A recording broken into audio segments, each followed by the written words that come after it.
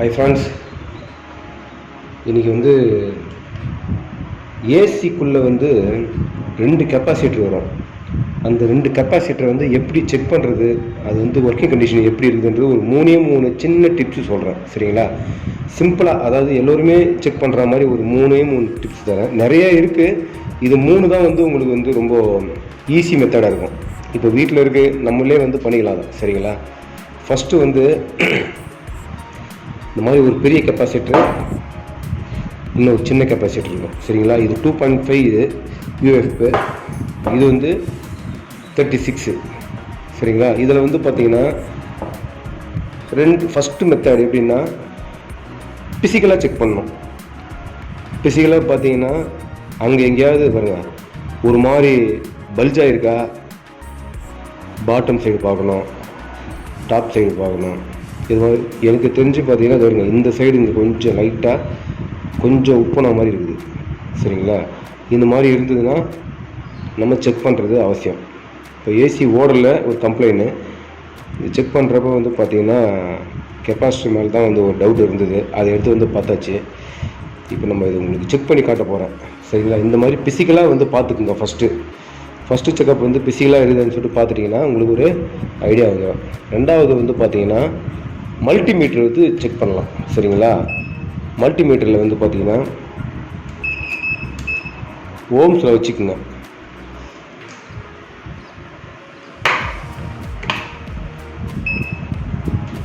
ஓம்ஸில் வச்சுக்கிட்டு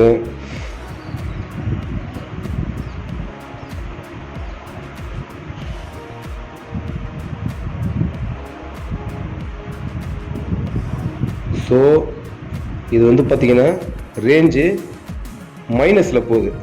சரிங்களா? ஸோ இது டவுட்டாக தான் இருக்குது. இது ஒரு மெத்தடு. இதையே பாருங்கள், இது என்ன கண்டிஷன் சொல்லி செக் பண்ணிடலாம். சின்னது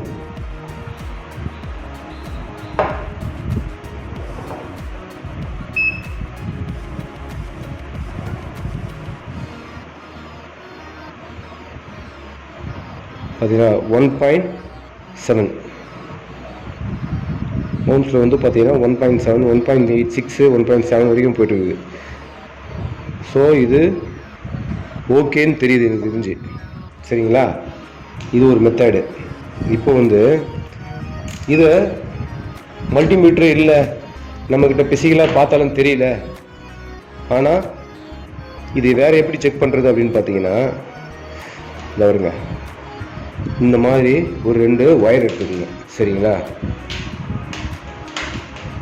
ஒயர் எடுத்துக்கிட்டு 2 லீடு தெரியுங்களா, இதுக்குள்ள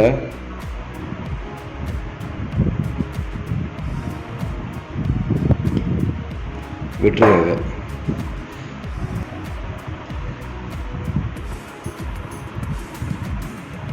இந்த ஒயரை வருங்க, இதுக்குள்ள ஒன்று விட்டு, இதில் எல்லாமே பார்த்தீங்கன்னா சேஃப்டி தான் ஃபஸ்ட்டு. சரிங்களா? நம்ம எதை பண்ணாலும் அதில் கைப்படாமல், ஏன்னா 230 சப்ளை கொடுக்க போகிறோம், கைப்படாமல் பண்ணுறது ரொம்ப சேஃப்டி. இப்போ ஆப்போசிட் சைடு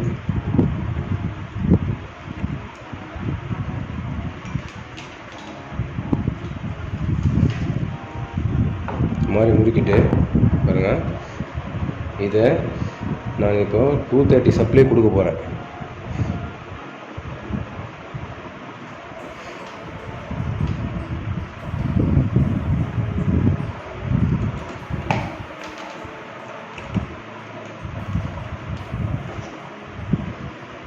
சரிங்களா?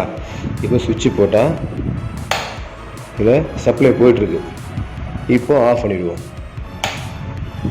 ஆஃப் பண்ணிவிட்டு இந்த மாதிரி ஒரு திக்கான ஒயரை வச்சு இதை வருங்க, ஸ்பார்க் ஆச்சுங்களா? ஸோ இது கண்டிஷன் நல்லா இருக்குது.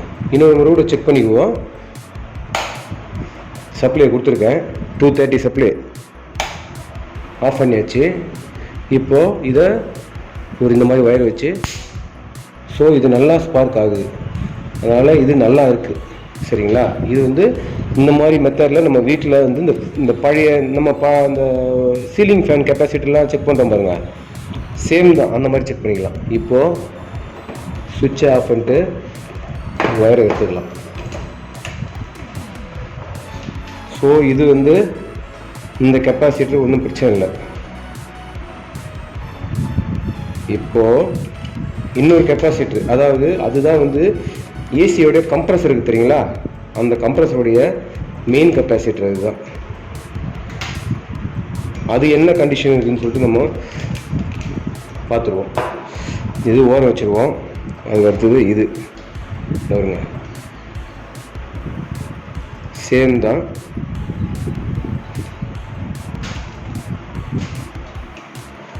முறுக்கி விட்டுருங்க. அடுத்த இன்னொரு ஒயரை எடுத்து, இது வந்து ஒயர் கொடுக்காம டைரெக்டாக நம்ம அதிலேயே கொடுக்கலாம். ஆனால் ப்ராப்பர் டெக்னிக்கல் லைனில் இருக்கிறவங்க வந்து அதை பத்திரமா கொடுப்பாங்க. இப்போ தான் பழக போகிறாங்க, சரி நம்ம வீட்டில் நம்ம வேலையை நம்மளே செய்துக்கலாம் அப்படின்னு நினைக்கிறவங்க இந்த மாதிரி சேஃப்டியாக பண்ணுறது தான் ரொம்ப முக்கியம். சரிங்களா. ஏன்னா இது வந்து வோல்டேஜ் வந்து 230 வோல்ட்டு டைரெக்டாக கொடுக்குறோம், ஷாக் அடிக்கும். பாருங்க, கனெக்ட் பண்ணியாச்சு. இப்போ இந்த வயரை நான் 230 வோல்ட்டுக்கு சப்ளை கொடுக்குறேன்.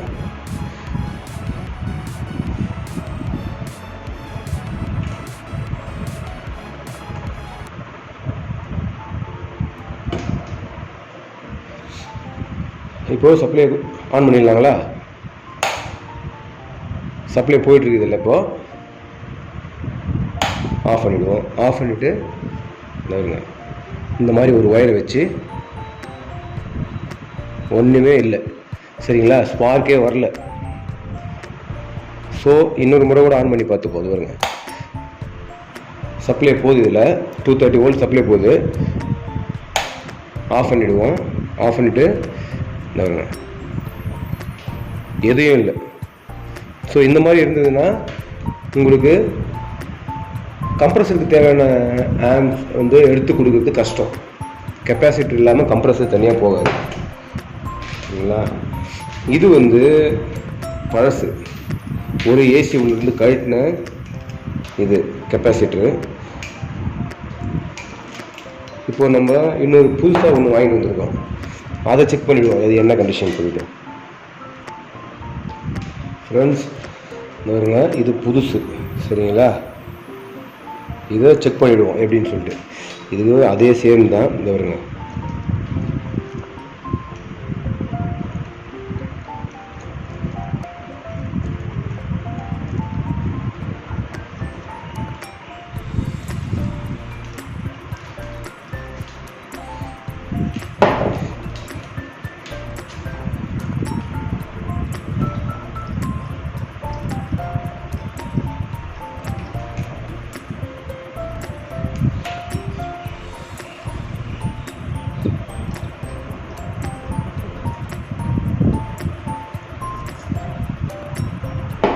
இந்த மாதிரி வச்சுருங்க.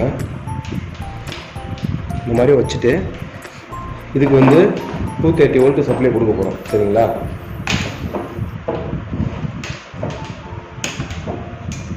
ரொம்ப ரொம்ப முக்கியம், சேஃப்டி தான் சரிங்களா. சப்ளை ரொம்ப கஷ்டம், பார்த்துக்குங்க.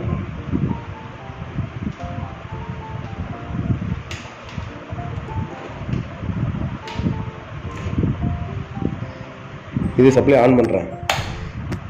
இப்போ சப்ளை போய்ட்டுருக்கு உள்ள. இப்போ ஆஃப் பண்ணிடுறேன். ஆஃப் பண்ணிவிட்டு இந்த மாதிரி கொஞ்சம் கனமான வயர் எடுத்து இது வருங்க சரிங்களா. நல்லா ஸ்பார்க் ஆச்சுங்களா. ஒரு முறை பாருங்கள், சப்ளை ஆன் பண்ணுறேன். இப்போது 230 வோல்ட்டு சப்ளை போகுது. இப்போ ஆஃப் பண்ணிடுவோம். ஆஃப் பண்ணிவிட்டு இதை வருங்க. ஸோ இது வந்து நல்லா இருக்குது சரிங்களா. இதையும் இது இப்படியும் இந்த வயர் வச்சு ஷார்ட் பண்ணலாம்.